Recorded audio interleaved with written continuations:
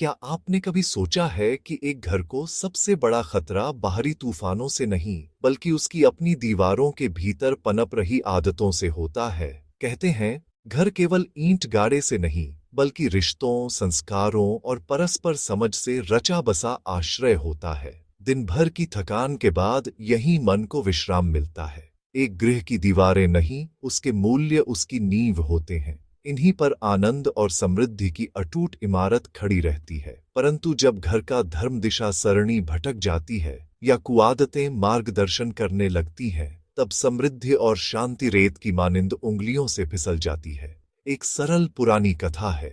यह किसी एक कुल की नहीं, हम सबके लिए दर्पण है।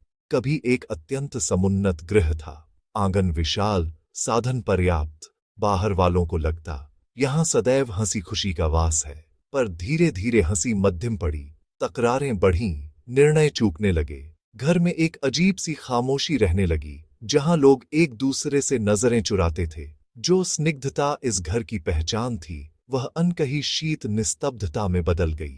गांव के एक प्रौढ़ ज्ञानी ने देखा और कहा, जब घर का पतवार असद्गुणों के हाथ पड़ जाए तो पतन निश्चित होता है। धीरे, मौन पर घातक, उन्होंने 3 ऐसी वृत्तियों की ओर संकेत किया जो किसी भी गृह की नींव को दीमक सी खोखला करती हैं। पहली, अहंकार। जब मैं हमसे बड़ा हो जाए, जब चयन विनय के स्थान पर गर्व से हो, तो संवाद आदेश बन जाता है। अहंकार कहता है, मैं ही सत्य हूं, तुम्हें सुनने की आवश्यकता नहीं। तब अनुभव और प्रज्ञा तुच्छ समझी जाती है।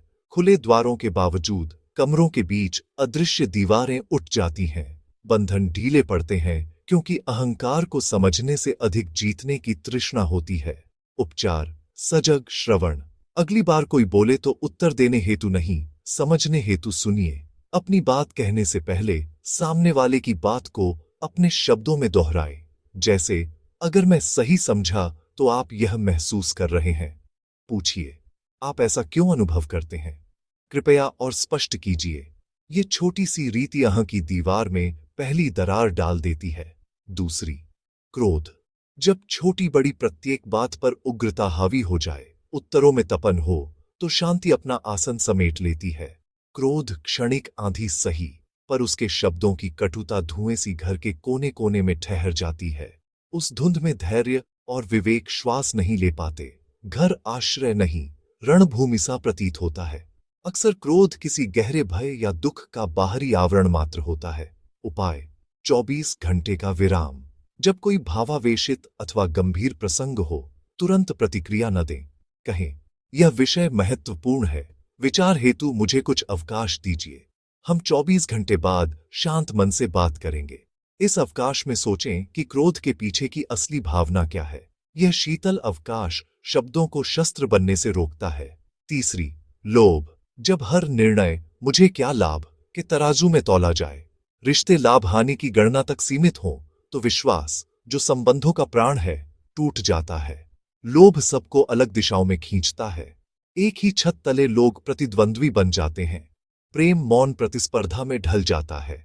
यह भावना केवल धन की नहीं, बल्कि समय, ध्यान और प्रशंसा की भी हो सकती है। उपचार, साझा संकल्प और कृतज्ञता। परिवार मिलकर ऐसे लक्ष्य रचे जो सबके हों, जैसे साथ यात्रा का संकल्प या घर हेतु कोई सामूहिक आवश्यकता।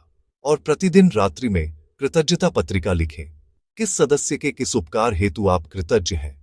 यह अभ्यास ध्यान को मेरे पास क्या कमी है से हटाकर हमारे पास कितना है पर टिकाता है, और रिश्तों में निस्वार्थ भाव को पुनः स्थापित करता है।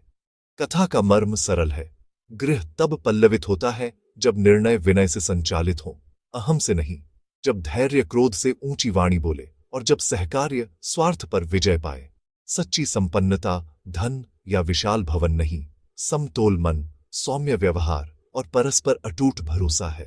अपने घर की दिशा तय करने से पहले अपनी प्रकृति की दिशा परखा कीजिए। हृदय में विनय, जीभ पर संयम, कर्मों में परोपकार। देखिए, समन्वय और शांति फिर से आपके आंगन में अंकुरित होंगे। प्रत्येक सप्ताह मात्र 15 मिनट का कुटुंब परिषद रखें। न शिकायत, न दोषारोपण, केवल यह प्रश्न, इस सप्ताह हम एक दूसरे के लिए और उत्तम क्या कर सकते हैं।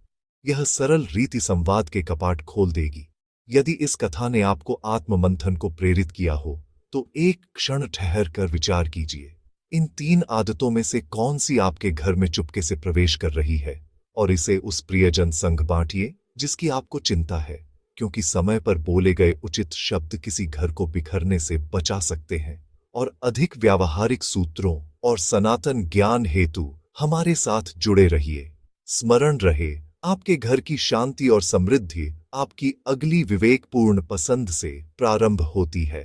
अहंकार के स्थान पर समझ, क्रोध के स्थान पर धैर्य और लोभ के स्थान पर साझापन चुनें। यही एक सुखी गृह का सच्चा मार्ग है।